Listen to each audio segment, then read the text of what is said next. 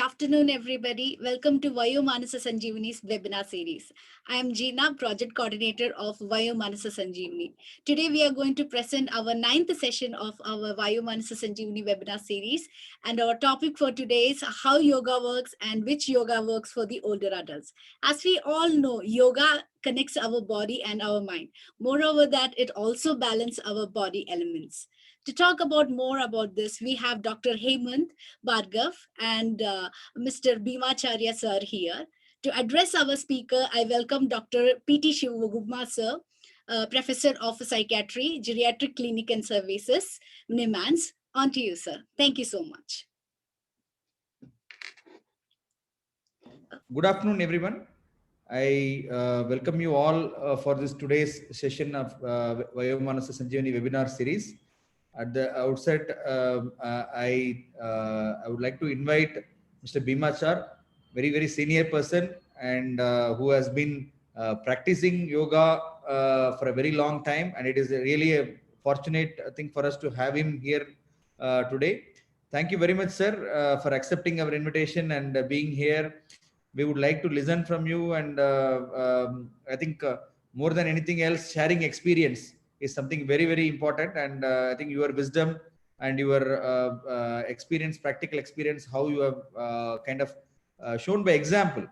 I think this is something like a very big opportunity for us to learn from you, and I take this opportunity to thank you on behalf of our geriatric team and as well as the integrative medicine team. And we have Dr. Hemant, who is integral part of our team and who is a yoga expert in the Center for Integrative Medicine and the Department of Integrative Medicine. So he has, despite being an allopathic doctor, he has actually got qualifications in yoga, as well as he has a lot of knowledge in Ayurveda also, and he's a right person to speak and then to interact related to this topic. And it's our this thing good. We are fortunate to have you, Hemant, as part of our team. And we had, as part of our Vayo Manasa Sanjeevani webinar series, one of the earlier webinars we had as a holistic interventions for healthy aging, where we had an Ayurveda expert, yoga expert, and a psychiatrist interacting and discussing about how mental health can be promoted for healthy aging through the interdisciplinary way. And today's session is actually an extension of that, where we are going to talk more in depth about yoga, and it's also in terms of addressing some of the common questions that comes to people's mind. And it is I wish it is not something like a didactic thing completely, and we want a more of a way to address the questions what comes up in people's mind, and we want like to listen from people, participants also.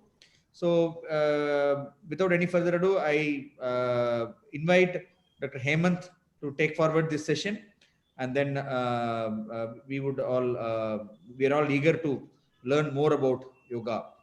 Thank you very much. Thank you very much, Professor Shivkumar. I would like to share my slides now. So can the host enable me the screen sharing?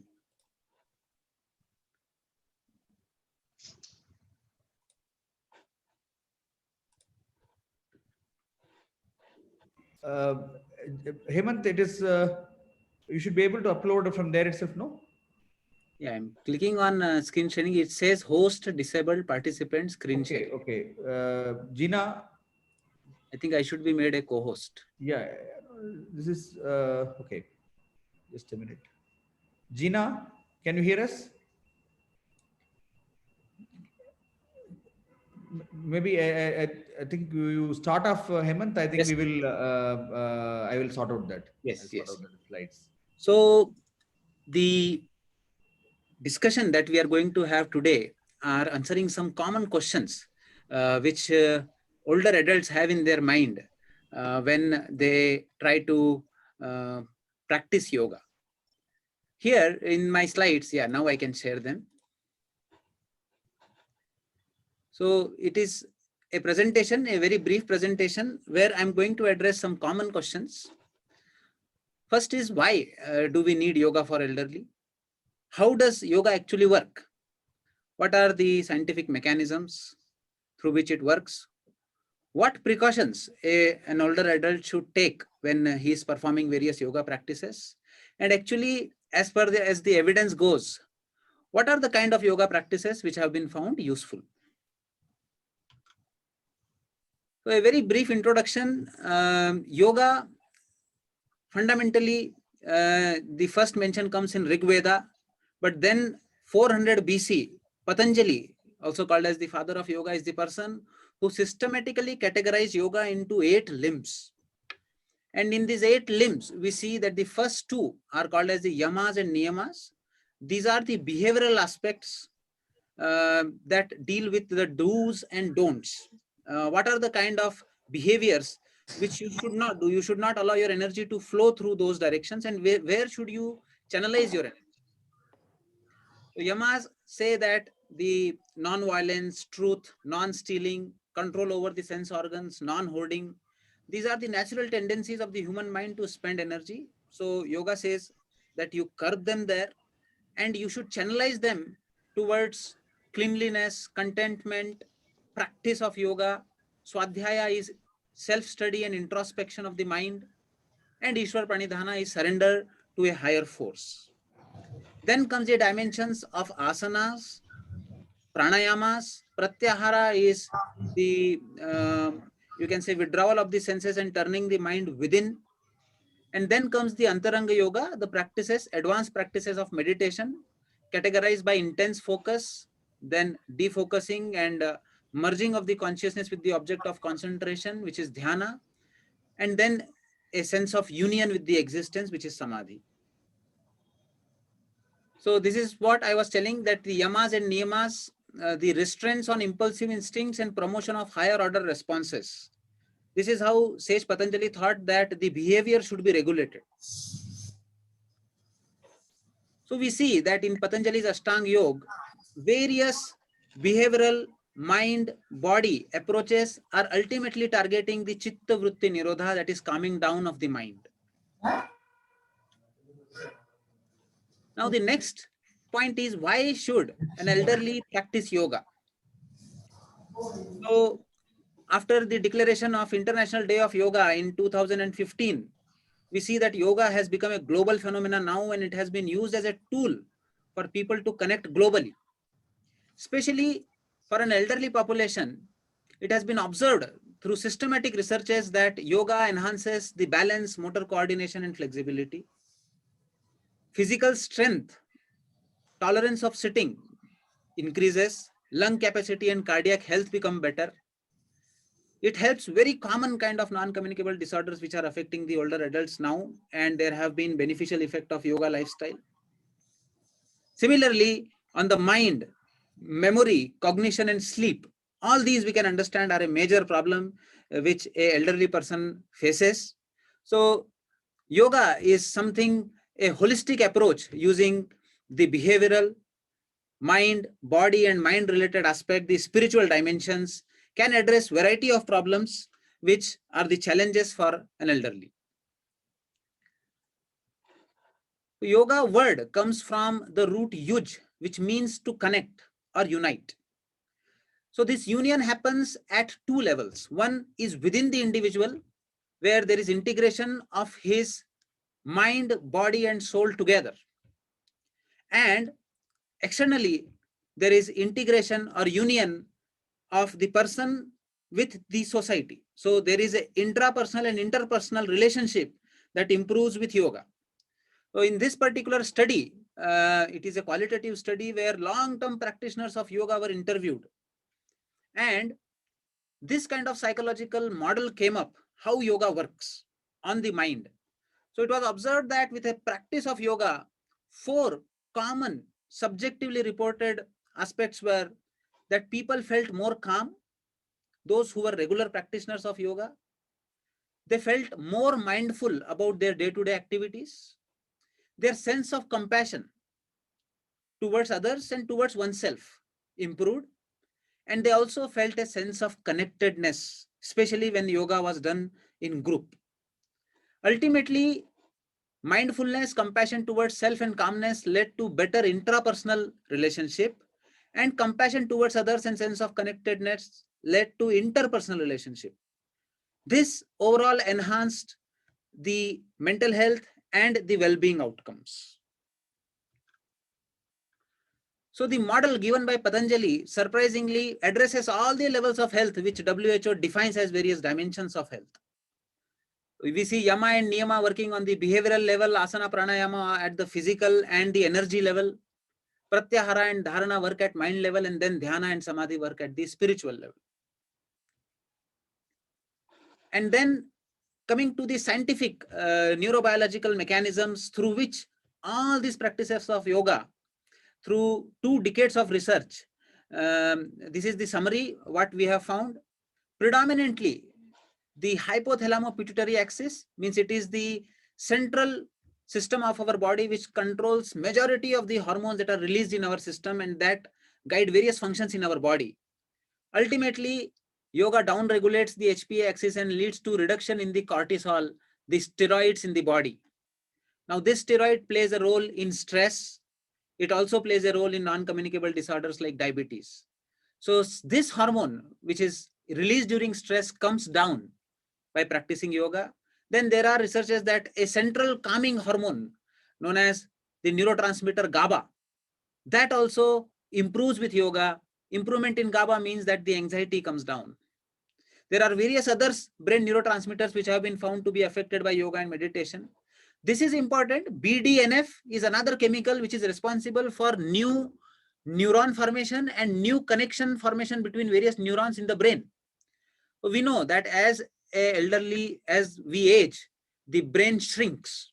But this particular chemical in your brain actually increases the size of the brain, increases the connection of the new neurons in the brain. So it has been shown through researches that yoga can enhance the BDNF levels. It also has effects in modulating the immune system. Ultimately, all these effects have translated clinically into reduction in depression, anxiety, social withdrawal, enhancement in memory, sleep, and attention.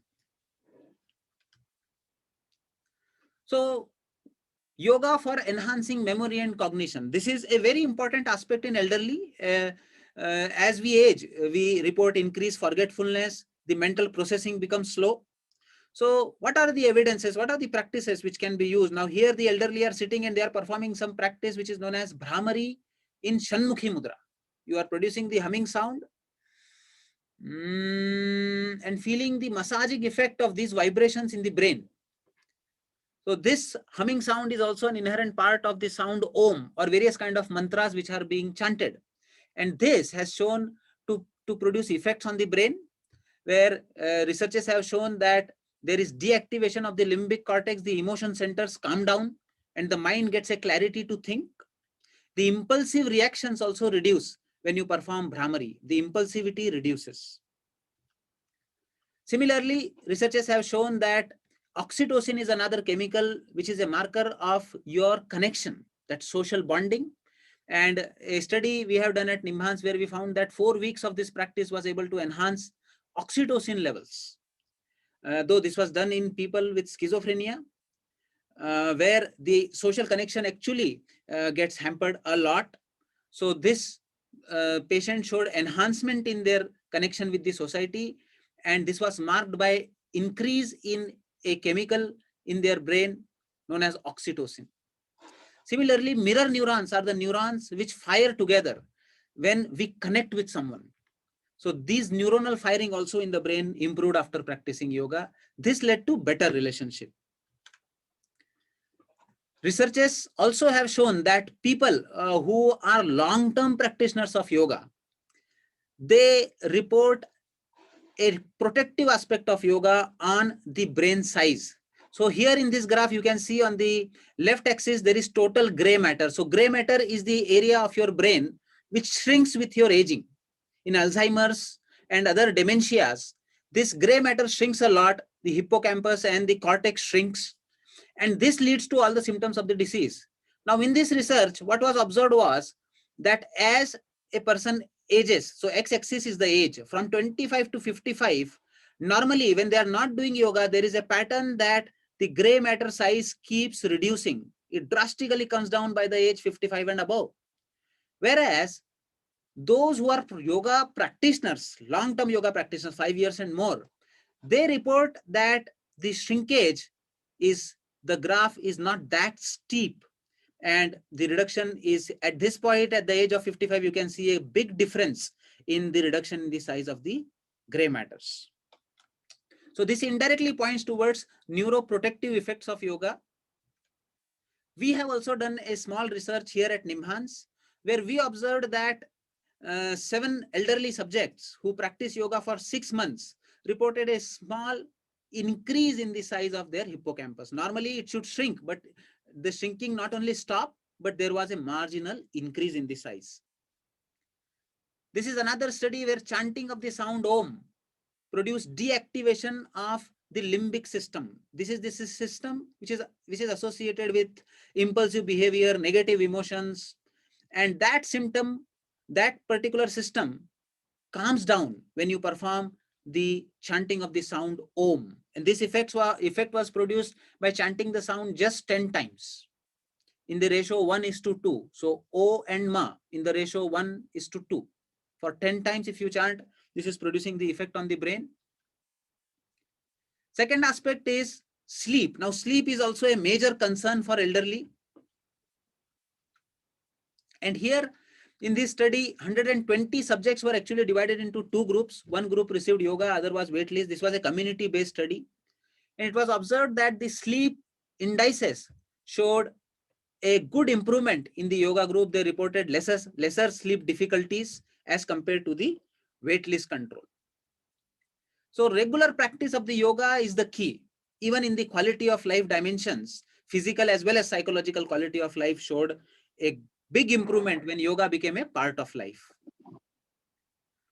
Similarly, there are a number of researches, meta-analysis have been done. More than 20 RCTs have been published in diabetes as well as hypertension, where yoga has been found useful. And these are major problems which elderly face: control of the sugar, control of the blood pressure, reduction in their medications which they desire. So definitely, as an add-on to modern medicine, yoga can work as a very good adjuvant in changing the lifestyle. So the last aspect of my talk is which practices are recommended for elderly. Before we go into what should be done, it is very important for this age group that we understand what should be avoided. So here, one most important thing is that one should never overexert. One should always perform the practices within comfortable limit. Slow, gentle practices should be performed. More emphasis should be there on the mindfulness. Where is my hand moving? Where is my breath moving? My awareness should be on my body parts, on my breath, on my mind. Rather than taking it as a challenge to perform a difficult pose, one should try to aim more and more steadiness in a simple pose. Then if you have any medical condition, it is very important that you report to your therapist who is teaching you yoga. You should tell about all your health issues to them, because then they can avoid certain practices. For example, in hypertension, we do not advise fast breathing practices. In those who have had heart disease, we do not advise fast breathing practices. Similarly, people who have had epileptic attacks, we avoid hyperventilation. So elderly population also, we take care that they should not fall. So we avoid balancing postures. We always do it close to a wall. So such kind of precaution should be taken. As far as possible, chair support should be taken, wall support should be taken. Dynamic poses, fast breathing should not be performed unless the person is really into it with a regular practice. A good relaxation is the key. So otherwise you will report pains and aches in your body after performing yoga. So if you perform 45 minutes of the yogic exercises, 15 minutes, one should just lie down in Shavasana and undergo a part by part relaxation of all the joints of the body from the toes to the head. And group sessions are always better for elderly, because what we have observed is that the connection that they feel with the batch when they come regularly for a session produces much more beneficial effects on their mood, on their mind. So yoga practices have now been adopted. Now in this COVID times, we have seen that tele yoga has become very popular, and now people have really adopted the practices that they can be performed on a chair. You can perform various simple poses. So many people ask this question at this age, at the age of 60, at the age of 70, can I do yoga? Is it possible for me to do yoga? So I would like to say here that yoga is possible at all the ages. In fact, today we have a guest with us, Mr. Bhimacharji, who is himself a 90-year-old senior citizen, and he will actually be speaking to us, and he is an inspiration who will show us that at the age of 90 also yoga can be done. But definitely you need to understand which aspect of yoga will you focus more on. So I think as you become more and more elderly, your focus also should move from advanced physical postures to joint loosening, and then going more into slow, deep pranayamas and chanting of the mantras. So mudras also help a lot. We will discuss about them. Slow breathings, mudras, Brahmari and mantra chantings, this should be emphasized. Mantras can be chanted depending on the religious inclination. It is not necessary that you should chant only Om. You can chant Amin also. You can chant Amen also. But the vibration of the sound is important. You should feel the vibrating effect. The mind-sound resonance has been shown to have relaxing effect on the mind and cognition enhancement. This one particular technique is a very simple technique. This was a study performed in S. Vyasa University, where elderly population for a month performed this technique known as Trataka. So here a candle is kept at a 1 meter distance where the person sits, and then it should be kept in a place where there is no wind. The flame should not fluctuate. And then individual should start from the bottom and then slowly raise the eyes and look towards the flame. And he should keep looking at the flame without blinking the eyes, using the willpower as long as possible, till the tears roll down the eyes. In this practice, it is very important to keep back and neck erect and sit steadily. So this particular practice has shown enhancement in the cognitive functions. 15 minutes a day in a dark room, if you sit and practice, the cognition enhancement can take place. Traditional texts say that this practice also reduces fatigue and it causes chitta prasada, means happiness in the mind. Then, as I was telling, the relaxation techniques also should be adjusted according to your pose. Some elderly, they have knee pain, they cannot lie down straight, they find it difficult to fold their legs. So see in the pose here, you can see that this elderly has used a bolster to keep below their knee. You can cover your eyes, you can give a neck support if you have neck pain. So like that, the use of props should be encouraged in elderly population to give them the most comfortable position. And then so that they are able to relax deeply into the posture. Relaxation should be a very, very important component of the yoga practice. And then finally, ultimately, elderly population, there is this question of their spiritual growth, because as a person becomes elderly, the fear of disease, the fear of death grips in. And then there are very deep questions about the existence of life. Where am I going to do? What will happen when I die? And thus deep-rooted fears should be addressed by exploring the deeper spiritual dimensions of yoga. So here comes Bhagavad Gita, where these 4 paths emerge depending on the personality of the individual. How to select which path will I take? Whether the path of intellect, which is Jnana Yoga, whether the path of action, which is Karma Yoga, whether the path of emotions, which is Bhakti Yoga, or the path of willpower and practice, which is Raj Yoga. So here one simple way that we have devised is, what is your natural tendency when you get stressed? How do you cope naturally?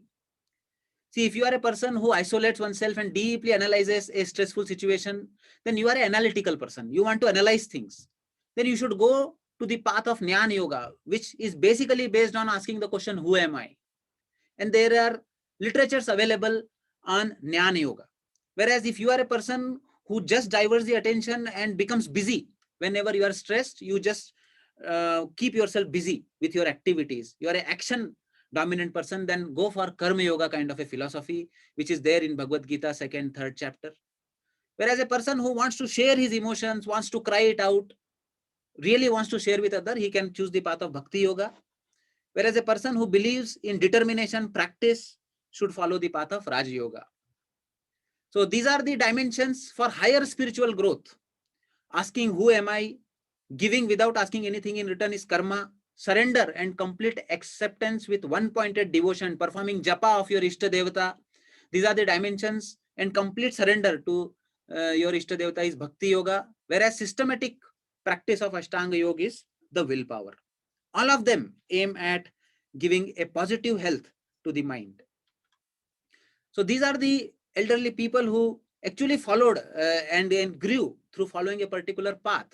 So Ramana Maharshi is a model for Jnana Yoga, whereas Mother Teresa is a model for Bhakti Yoga. Gandhiji predominantly believed in keeping oneself busy with a socially productive work. So he is a Karma Yogi, whereas Swami Vivekananda was a Raja Yogi. So in this COVID times, we have shifted now to tele yoga services. Our survey showed here that a major barrier to the adherence to yoga was the travel that is required for the elderly to reach the yoga center facility. So now, thanks to this pandemic, some positive also has emerged. And one thing that has come up is that now we have found that even teaching elderly through telemode is feasible. And those who are interested in practicing certain yoga practices with us, they are specially designed for elderly population. They can join us every day morning, 7 a.m. to 7:30 a.m. Monday to Friday, using this Zoom ID, which is given on my slide. The YouTube link of that also is available on this slide. We are also conducting sessions for COVID positive and COVID suspected cases, Monday to Friday, 4:30 to 5 p.m. And this is the Zoom link. Without any password, anybody can log in. You can take a screenshot of this slide. So at the end, I would just like to show a simple demonstration how elderly should practice. So in this particular video, actually, what I have shown is that there is a practice known as Setu Bandhasana, where this elderly lady on the right side is lying down and then lifting her back up. So this particular practice followed by bending one leg in Pavan Muktasana and then bending another leg in Pavan Muktasana and then bending both the legs. So alternate sequence of Setu Bandhasana, that is bridge pose and Pavan Muktasana pose. If it is done 5 times this, 5 times this, then this practice is safe. You can do it in lying down position. It produces similar movement of the spine which are produced in Surya Namaskara. So elderly which cannot do Surya Namaskara actually can perform the practices like this. So these practices we are also teaching, and the YouTube link that I showed you, there also the details are available. So thank you very much for your patient listening. Thank you, sir. Thanks, Hemant, for a very lucid presentation and kind of starting from as to what kind of precautions people have to take and what are the various evidences that are available. You have also alluded to work from our center. I think now we will, there are already some questions in the chat box, but before going to the interactive session, I would like to invite Mr. Bhimachar to share his perspectives. And he's, as Hemant had mentioned, he has been practicing yoga for a very, very long time. And he has also been teaching people, I think in his own apartment, even during COVID times, he has been continuously in the service of teaching people yoga. And when I interacted with him, he had actually agreed to share his experiences and throw light on what is his perspective as to how he has actually gained in terms of, and what is his observations as to how the current generation, because when we talk of healthy aging, it doesn't start from 60 or 70, it actually starts from younger people themselves. So I would like to now invite Mr. Bhimachar, sir. Can you please, yeah, you are unmuted, sir, now. Can you please share your experiences, sir, your thoughts on yoga for healthy aging, sir? First of all, thanks very much for inviting me. I am finishing 90 years in 25th of this December. As a matter of fact, I started my practice of Yogasana, which you call it yoga, 1975. Before that, I was not known anything about Yogasana, and I was simply, the walking is my best friend that time. 5 kilometers, 10 kilometers, wherever, whenever I want, wherever. But subsequently, there was a lot of temples around my locality where they advertised that this classes of Yogasana is starting in stadium for all the people, conducted by one of the well-known Yogasana center form. It's called Kaivalya Dhama by Lonavala. So it was good on my part, and I used to travel after my office hours when I was 45, 1975, to the stadium, which is 4 or 5 kilometers, and then practice there for one hour or 1.5 hours. A lot of people with 30 or 40 people, and there was a lot of volunteers who was correcting that everything. Then I practiced for 1 month. I used to come back, which is 12 kilometers back. That is one of the disadvantages now. The place of availability for the yoga centers for the elderly people, even though they are movable by transport, but that is one of the things here which I want to emphasize. Second is that after practicing, how I do corrections, there's nobody there. I don't know whether I'm doing correctly or not, because there are certain things where I may have not perfectly practicing that particular asana. Then afterwards, the other things are that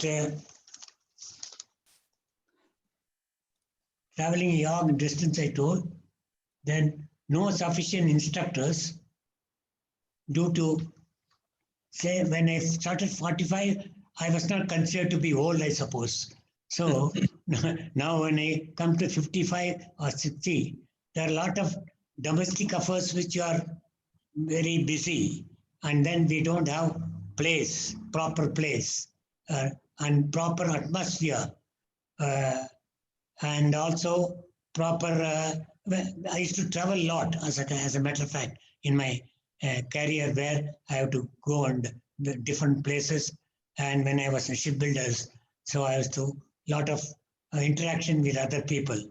For that, traveling is the 3 or 4 days, then coming back and doing the work, asanas are difficult.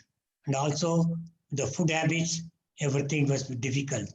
So these are the constraints for the people, those who are touching the old age. Maybe you called it old age at 60, senior citizen now. That time it was 55, 58. These are the constraints which I feel. And the other thing is that social commitments. So these are the time where a lot of relations are there, friends were they're there, so marriages and their social functions where we go and stay out 2 or 3 days, 4 days, and then come back. So disconnection with the practice, even though I want continuous practice. One thing I emphasize is that unless continuous practice are there, that we cannot have a proper effect on that. So that is one of the biggest disadvantages which I find. Next question. Yes, sir. Sir, over years of your yoga practice, you are now turning 90 this week, I believe. Yes. Yeah. And you have been practicing yoga for 50 years. 75 onwards. Yeah, 75 onwards. So I would like to know, over years of your yoga practice, how did the quality of your experience of practicing yoga change? since as I was telling, only the yoga is introduced only in that 1975. Subsequently, I didn't have any connection anywhere because nobody knows 1975. Only in a recent last 2 years or 1 year, because of the government has taken that as one of the basic health alternatives. So there was no connection at all. So it is a self-taught. You see, whenever I see some books, whenever I see some other YouTube practitioners, then only I can. But the quality is still, I feel that I'm not doing the quality practice.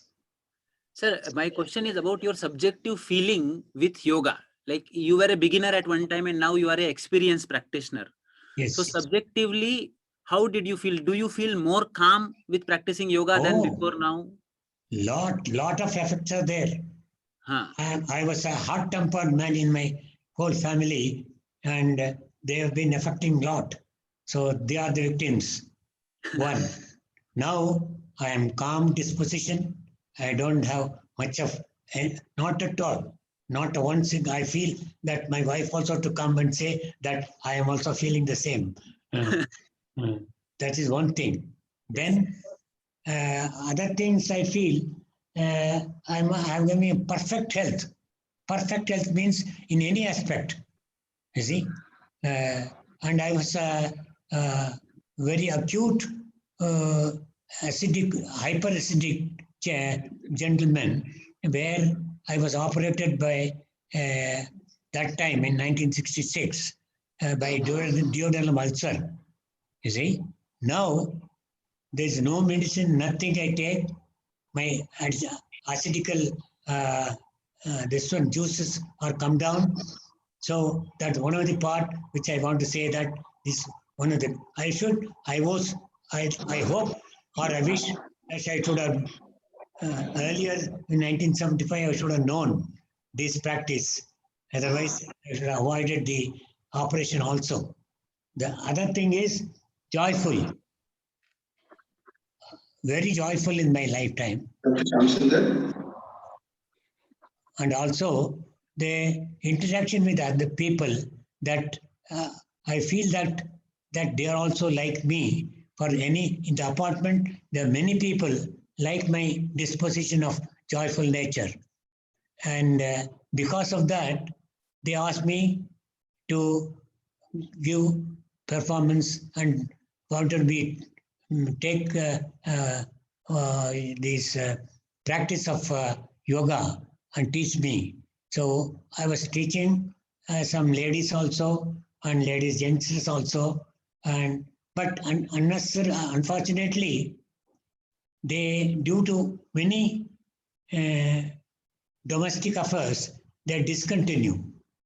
That it is that kind of things gives me not impotence to go ahead, because practicing for 2 weeks or 3 weeks, it doesn't make any, you cannot get any difference to them. So I insist on them, but due to the present day affairs, that is one of the things we should insist upon. Those people, those are coming for practice, have to be practice. And then I say, practice, practice, practice. That's the only thing which we can achieve certain things. They can't expect within 2 months or 3 months or 4 months. I feel that at the age of 90, I am having perfect health. And other things, during these years, I want to tell others, not only you should have the practice of yoga, yogasana, and same after the retirement at the age of 60, whatever it is, you should cultivate some hobbies. See, that is more important. Just yoga will not only give that kind of things. You should think that you're useful to the society even now. So for that, lot of hobbies I created. Picking up some good things for old age people here and there, some articles, etc. And then I bind them I give them lot of Xerox things, etc. That is the one thing which I feel that through your program, not only yoga, but also the practice of having hobbies. Then I had a hobbies of my ancestors, that is family tree. I have a family tree now, which has 7 generation. I've got my great grandfathers. So now, because of that, they ask me and take the copies of that everything. So I am proud of that. That I am doing something very good in the life. That, and then another thing is food. Yogasana have to be very careful for their food. That's one thing, because you do the sedentary life somewhere and you go and at 12:30 or something you come after seeing this third show or TV showing or something like that. Please avoid before Yogasana starting. Stop any TV program to see. And then also I feel that before starting any Yogasana to any people, I request them not to see the newspapers, because this affects your concentration and unnecessarily you do. The other thing is, I feel that you should emphasize on doing lot the Shavasana. That is one of this practice, very difficult practice. We feel that lying down and posing yourself that you are sorry, you cannot do that. That is one of the things where I find other people, those who are teaching, that I was insisting upon. And whatever the time you have taken, say 15 minutes, do that. In this present day, people are got no time because of many activities, many things. But 15 minutes you give those presently, at least not necessarily bending, stretching, or complicated yoga asanas, but at least for warming up yoga asanas.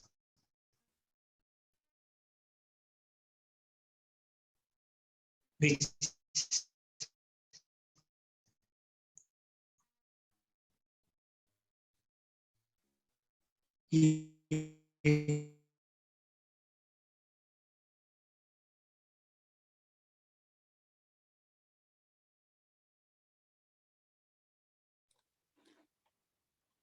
Sir, I think there is some internet issue.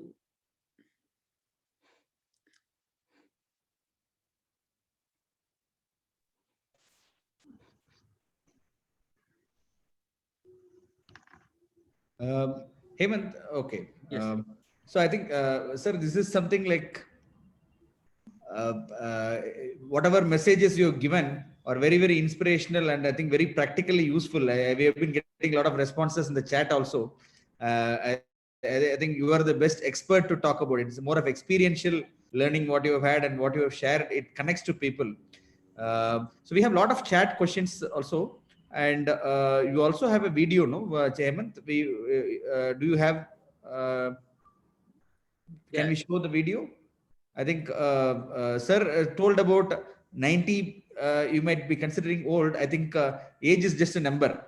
So maybe he may be fitter than many of the 40, 45 people. So I think which many of us will not be able to do it like him.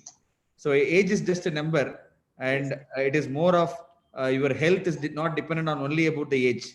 It is about how well you have been able to take care of yourself for a period of time. And sir is a living example, is an inspiration for all of us who are in the middle age now, and even for people in 60.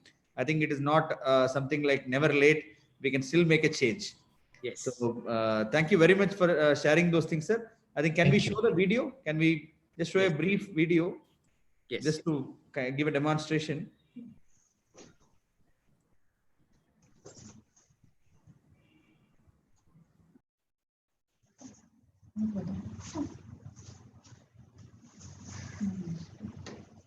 Our audio is not there.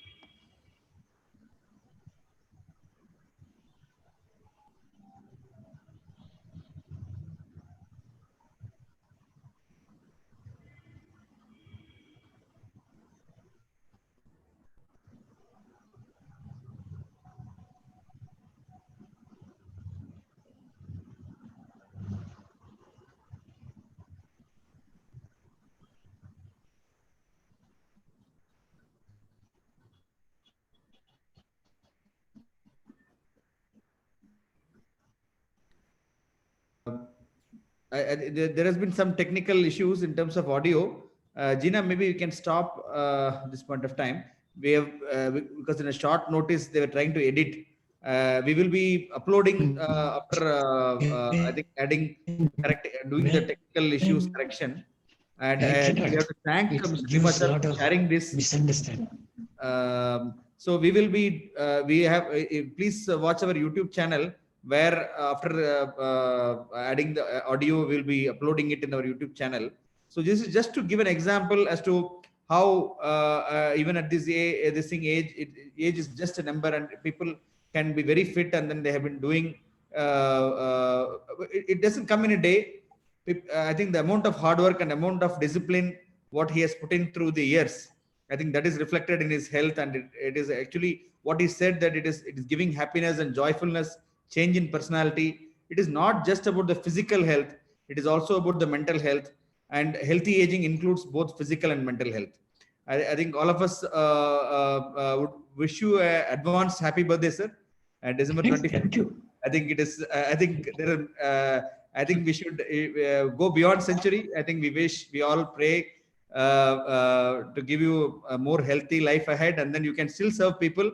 I think it is something like your wisdom and your service is adding value to the community, and I think you have been contributing a lot. As you said, people have to be purposeful. I think these are all the messages which all of us have to do. It's retirement is not a 60 doesn't stop you from doing contributing to the society, and in whichever way you can do, you can keep yourself active. So so thank you very much. We will take some questions. I think I will move some of the attendees to the panelists. People have asked questions, and also there is a chat box. There are questions. Hemant, can you take up questions and then respond to it? Meanwhile, I will move some of them to panelists so that people can ask questions also. Yes. So we have provided the Zoom link which was asked for joining our practice session Monday to Friday 7 a.m. in the chat box. How can we discuss about the physical problems before starting the yoga? So basically, most of the people, they go to a yoga professional. So when you go to a yoga professional and the professional asks you, what is the problem for which you want to learn yoga? Then it is at this time that you should tell them that I have a back pain, I have disc problem, or I have knee pain, I have difficulty in hearing, or I have diabetes, or I have sugar. All these details, even if you have thyroid problem, you should tell them, because the practices that they are going to teach, no practice should be taught which is contraindicated in your disease condition. This is very important. So therefore, the forward bending poses should be avoided when you have back pain. So such things are there. Otherwise, if you do yoga which is not advisable for you, then it will not do good, but it may also harm you. So it is very important that we discuss that. Can youngsters also join in elderly program? Yes, we give proper instructions which practices are to be avoided by person suffering from which problem, so they can join. Whether Hridaya Mudra and Prana Mudra be performed by people having anxiety, heart palpitation, and chest pain. So these mudras have been written, they have been written in ancient texts, and there are various mudras for enhancing functioning of different body parts. So definitely, according to ancient texts, there were no such diagnoses as anxiety, palpitation at those times, and modern medicine has not done much research on this. So this mudra is one aspect where much research has not been done. But in our routine practice, we are advising the Chin Mudra, Chinmay Mudra, and Adi Mudra to perform sectional breathing in the middle, upper, and lower zone of the chest. And these mudras have been found to be safe. But the other mudras, we need more research to properly say whether in those particular disorders they will work or not. Hemant, Mr. Keshav Krishna has joined us. He would like to ask a question. Can you please unmute and ask, sir? Hello. Yes, sir. Can you hear me? Yes. Please go ahead, sir. Actually, I have got some spinal problem. Okay. I have got L4, L5 listhesis. I underwent surgery also. Now, can I practice yoga? Yes. So, sir, definitely you can practice yoga. And post surgery, what we observe is that there are strictures and the muscles become more stiff. There is stiffness of the muscles, for which the relaxation component of yoga really helps. So do you have any symptom now? Which one? Do you have any pain or any discomfort now in your back? Yeah, not discomfort. I got lower limb pain and sometimes a little numbness also there. Okay. So basically, you should perform most of the practices where you are in Shavasana position and then you are bending your leg. And there are certain set of yogasanas which we do in supine and prone positions. So those practices you should do. I showed one slide here where I showed Setu Bandhasana and Pavan Muktasana alternate. That can be a very, very useful practice for you if you do 5 rounds of each and then do a deep relaxation in the Shavasana posture. The details of these practices, I have put a YouTube link also. They are available in that YouTube link. You just follow that overall well-being module. I have told whichever practice should not be done in back pain, you avoid that. Already I'm 70 years. Oh. 70 plus. Do you have hypertension or diabetes also? Yeah, I'm having hypertension, hypothyroid. Hypothyroidism. So then you have to, you should not go to perform the Kapalabhati pranayama beyond 40 strokes per minute. Okay. Bhastrika pranayama not more than 20 per minute. So that kind of limitations are there. So this is how, according to the problem, according to the constitution, the program has to be tailor-made. So you are always welcome to visit NIMHANS and meet us, so we can ourselves teach you what is to be done, what is to be avoided. Every day OPD is there? We have elderly OPD on Tuesdays. It is for the elderly mental related problems. So we have it on Tuesday, Saturday, and Monday, Thursday and Friday is the yoga OPD. Monday, Thursday and Friday. Okay, come to the yoga. Yes. Both the geriatric OPD and the yoga OPD operates in the same place on different days. On different days. We share with them. We share. 13. Yes. So, Hemant, I would also like to acknowledge and thank Professor Prabha Chandra, our teacher, and our colleague, now for actually having facilitated participation of Mr. Bhimachar, her father, and I think Madam would be there. I think Madam told she will be there with sir. So I think without her, I think support, we would not have been able to facilitate this. It was really useful, Madam. And I also have my father who has joined. So he also wants to ask a question. So I will invite my father to ask Mr. Tangaraju. So he, can you please ask? Yeah. Yeah, please go ahead. Please go ahead. Hello? Yes, sir. Yes, sir. Are you hearing, sir? Yes, yes. Please go ahead. Please go ahead. I would like to learn some yoga on Monday, as you said. 7 to 7:30. Yes, 7 to 7:30. Yes. Whether my condition, my son will know what is the problem I am having. Okay. Some back pain is I am having, and I am not able to sit in the floor. That is the problem. For which 1.5 hour yoga kindly advises. Yes. So definitely, sir, you can join us. And what we do in those sessions is, before each practice, we tell people with hypertension should not do this, people with back pain should not do this, people with diabetes should not do this, So we will tell the instructions before the practice. And so if that is the problem that you have, then you avoid that practice and do the other practices which will be available for you. Which will be feasible to me. Feasible for you. Yes. So basically this continuously morning and evening I am walking. Okay. Morning 1 hour, evening half an hour, like that. Okay. With this, I would like to. Sometimes I am not able to move outside. Yoga, continuous yoga, can be useful to me also. That's why. Definitely, sir. During this lockdown time, when people were confined to their homes, yoga came to their rescue. It requires less space.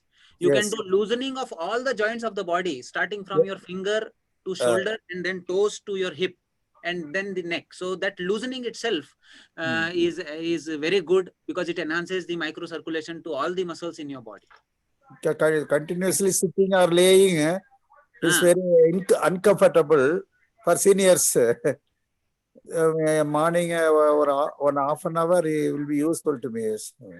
Definitely, and this program is on a chair, so you can comfortably sit on a chair, and we will let you do those practices, modify them to be practiced on a chair also, if you are not able to do it in standing. Thank you, doctor. Thank you, doctor. I will contact you in person when I. Definitely, we can meet, sir. Yes. Thank you very much. Thank you.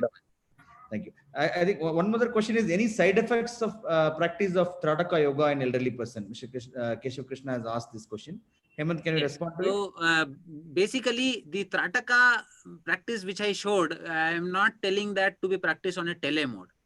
I am telling that you should practice it keeping a real candle in front of you at your house. It is not that in the screen I will show something and you will look at a computer screen and focus on that object. So tele mode, we do not recommend practicing Trataka. It should be done. It is better to undergo at least one practice under a professional so that you learn it properly and then you practice at your home. So we teach Trataka at our yoga center. You can come, we will teach you how to do it, and then after that you can continue to do at home. So there was one more question about knee pain. So this is a very common problem in elderly, that what yoga should be done when somebody has knee pain. So knee is the most important of our joint because it bears almost all the weight of the body. So therefore, losing weight helps a lot in reducing knee pain also. People who have gained a lot of weight, they tend to suffer more from knee pain.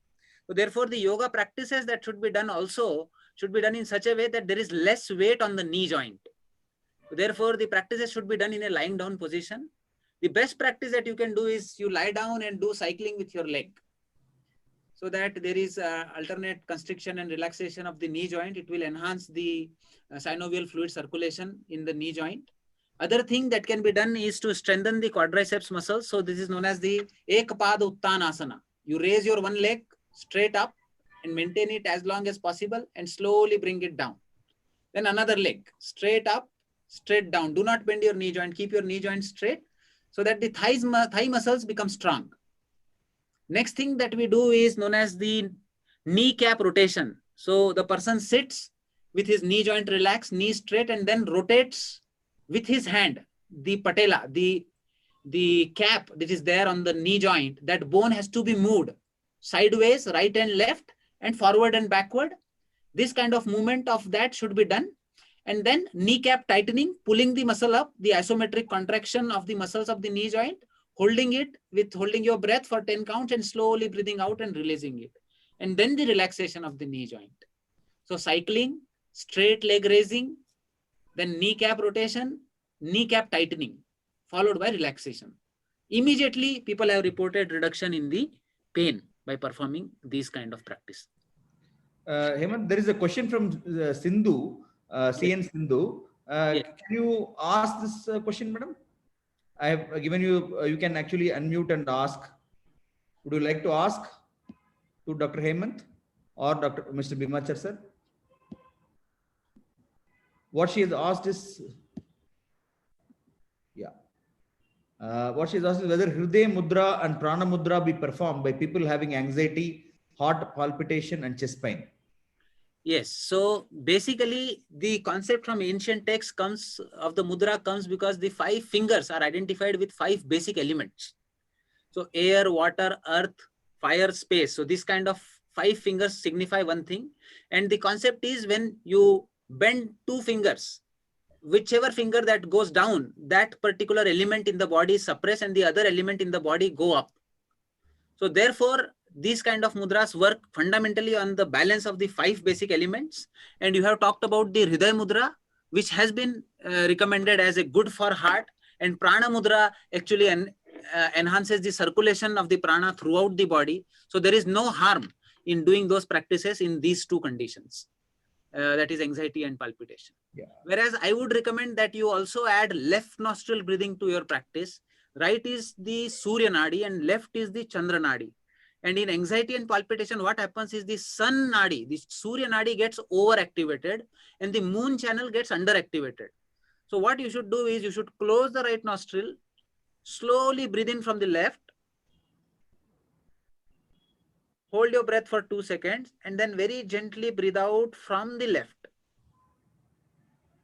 This particular breathing should be done for 27 counts, 3 to 4 times a day for a month. And then you will see, even when you have such anxiety attack or palpitation, you will see that this practice will become a immediate tool for you, that within 27 rounds, you will feel calm and relaxed. Try to prolong the exhalation than inhalation. So the breathing in and breathing out should be in the ratio of 2:3. So you say breathe in for 6 count, you breathe out for 9 counts. Only perform left nostril breathing. So this is a scientific technique to reduce the high blood pressure and enhance quality of sleep and reduce anxiety.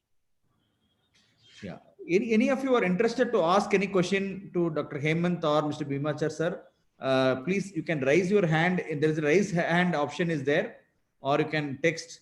We will enable you to ask questions so that you can actually ask also, or you can type in your chat box. One of the questions. Thank you, doctor, for having explained about the Hriday Mudra. Yes, yes. Thank you very much. Thank you very much. Thank you, madam, for participating and asking this very important question. And Ms. Lakshmi Prabha has asked about younger people participating in the elderly sessions. So, would you like to ask your question, ma'am? Any other additional question you have? Lakshmi Prabha, would you like to talk? Would you like to ask a question?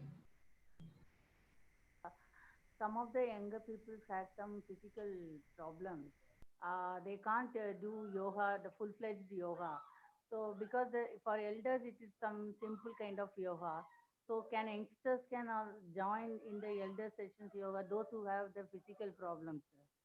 Definitely, definitely, madam, they can join, because it is, as you correctly said, it is a simpler kind of a yoga and there is no harm in doing a simple thing. Yes. Sir, wants to add something. Sir, please, can you unmute and ask, sir? Mr. Bhimachar, sir. Bhimachar, sir. Kindly Sir. unmute Bhimachar, sir. Sir, can you unmute and ask, sir? Can somebody help, sir? Can you please unmute, sir? Mr. Bhimachar, sir.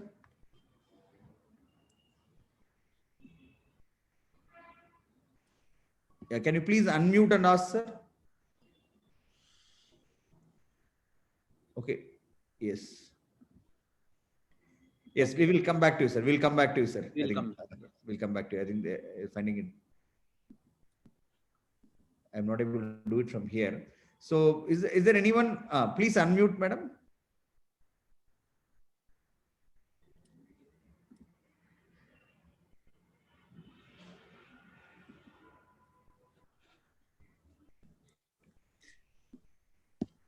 If you can click the unmute, the mic button, you will get unmuted. Bhimachar sir has really inspired us. I am really inspired. A lot of congratulatory messages and appreciation, birthday wishes has come in the chat box also. And a lot of people are inspired by his presence and by sharing of experience. I think sir's message is the most practical, and also I think a lot of wisdom has been there in what he has gone through and what he has actually shared with people. I think that is something very, very helpful. Anybody would like to ask any other questions? Please raise your hand, or you can chat. Yeah, Ms. Lakshmi Prabha has asked, one of our elder having pulmonary artery hypertension, any yoga for this disease? Or maybe there are certain cardiac issues people may have. How can they do yoga? You can also, it's not just about correcting those diseases, it's also about precaution when somebody has a heart problem. Yes. So, would you like to throw some light?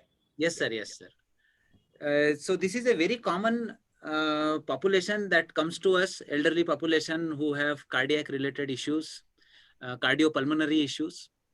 So, madam, as I said in my presentation also, that first thing that we should remember is to do no harm. So, first thing to note is what should not be done. Here, in people who have a tendency towards pulmonary congestion, it is not advisable to perform active forward bending poses, where the congestion in the lungs can increase and the congestion in the heart can increase. Similarly, in these conditions, we also advise the practices where person is raising his hand above his head. So that kind of practices also are not advisable in people who have cardiac issues. We also do not advise them to perform these kind of fast breathing practices, which can cause sympathetic activation. Like there is a sudden increase in the workload of the heart. So that kind of practices, like you perform this Bhastrika Pranayama or Kapalabhati, doing it fast and forcefully. So these practices should be done very, very gently. You do one stroke, wait for 5 seconds, then do it, and do not go more than 30 strokes per minute. Do it very gently. And so these are the practices which should be avoided. The practices which should be done are basically the safest of the practices is you perform the alternate nostril breathing, slow and gentle. Breathe in from the left, breathe out from right, breathe in from right, breathe out from the left. Then perform this chanting of the sound vibration. So yoga connects heart to the Anahata chakra, this kind of cardiac plexus. So what we recommend is you keep your hand here on the center of the chest, adapt chin mudra with another hand, close your eyes, take a deep breath in and produce the humming sound, produce the sound ah. And you will actually feel the vibration in this region. And with these vibrations, what you should feel is that there is a massaging effect on the heart and the heart is getting strengthened. In fact, people have used this mindfulness to even imagine that these vibrations are opening my arterial blocks. And this kind of mindful imagery has improved their cardiac efficiency. Regular practice. So these gentle vibrations of the sound are vibrating my heart, and they are vibrating and opening up the blocks in my heart. This kind of imagination, you can feel the vibration in the heart, produce the sound ah. This is one practice. Second, you keep them in the pit of the throat here and produce the sound oo.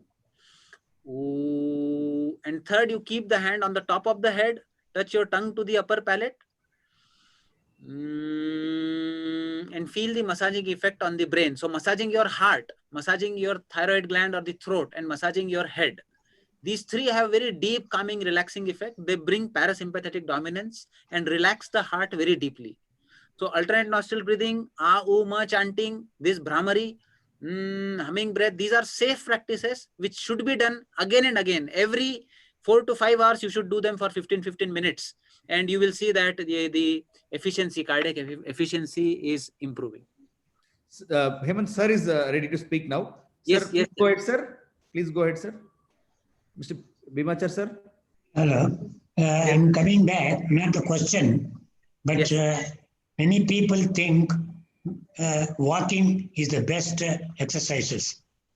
I understand, yes, it is, but it doesn't stop there, because in walking only your intestinal and your all other limbs are not coordinated. That's like yogasanas. In yogasana, in walking, you distracted everywhere and you chat with somebody else going on with all sort of politics, everything. But it doesn't make any difference to your health. So I advise not those who are, they think that only walking can solve their health problem. Sorry, that's one of the things where they should go in for yogasana, where you got the body and your mind is coordinated. That's one thing. And another thing with the jovial effect, 1993, I just observed in Jayanagar complex that there's retired old people eating outside. There are people, something like 30 old people sitting there. It's called retired old people eating outside. That's called Romeo Club. So, and then one, two, three gentlemen started, this is not good. Therefore, they started laughter club in the, what you call, block 1, Madhavan Park. So it picked up laughter and also as well as the yogasana standing, that shoulder exercises, walking zigzag, jogging on the heels, these sort of things where old people will always have the troubles. Then even Brahmari, all standing. So that's one other thing which I was there in the Jayanagar, what you call, in the big garden is there. That's called Jayanagar in club, not club, mini forest. That mini forest, we have 15 to 20 people laughter club, and they regularly come and they do that. So it's one of the things you can join. Then you can do yoga standing, not necessarily sitting and then. So that's one of the things which I wanted to tell you. Thank you. Thank you very much, sir. Thank you. It was very useful for sharing this. I think we are running out of time. I would like to take this opportunity to thank all the participants. I think without your support, this knowledge sharing and this experience sharing will not happen.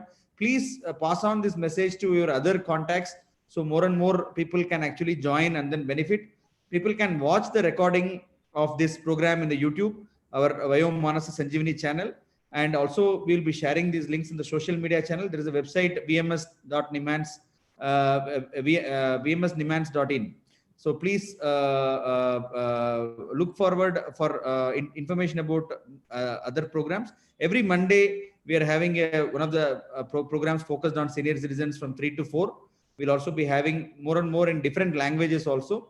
I think I would like to take this opportunity to thank Dr. Hemant for sparing his time and sharing all the experiences and knowledge. And also Mr. Bhimachar sir for the inspiration and for sharing these experiences, and people who supported him actually to help him technically to kind of, so that without any glitches, we were able to hear him properly. The video, I apologize that we were not able to get the sound correctly, sir. We will correct it and then we will share the briefer video to the public so that people can benefit and get inspired by your fitness and by your exercises, what yogasanas, what you have been doing. And I would also like to thank our team, backend team, the coordinators, and Dr. Preeti Sinha, who is the main coordinator, and say Gina, and the entire team who has been working for this initiative, and specifically Dr. Prabha Chandra, madam, for making this happen today. And she'll be very happy to that we have been able to learn from your experiences, sir. And we have been talking about this for a long time, and today was the opportunity for us to meet you in kind of through the tele, and maybe we'll have more occasions. So we'll end the program with a note with wishing you a happy birthday in advance, and I think all of you a happy new year. And I thank all the participants and everyone, one and all. Thank you very much.